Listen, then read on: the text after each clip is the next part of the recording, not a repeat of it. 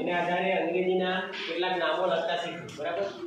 એને આધારે તમે અંગ્રેજીના સ્પેલિંગ પણ બનાવી શકશો અને તમને વાંચવાની ટેવ પણ વિકસશે. ખ્યાલ આવ્યો? તો શરૂઆત કરીએ છીએ. જો કંઈ પણ આ કને કઈની ક છે, બરાબર? ત્યારે ઉચ્ચાર થાય એને પૂરેપૂરો બોલાય ને ક. જ્યારે કોઈ પણ જે મૂળાક્ષર છે એ પૂરેપૂરો બોલાય તો અ લાગે. ક તો અ પાછળ અ બોલાયો ને, એટલા માટે શું કરવાનું? કે એ. શું કહેવાય? કે એ. બરાબર? એને એ લાગે.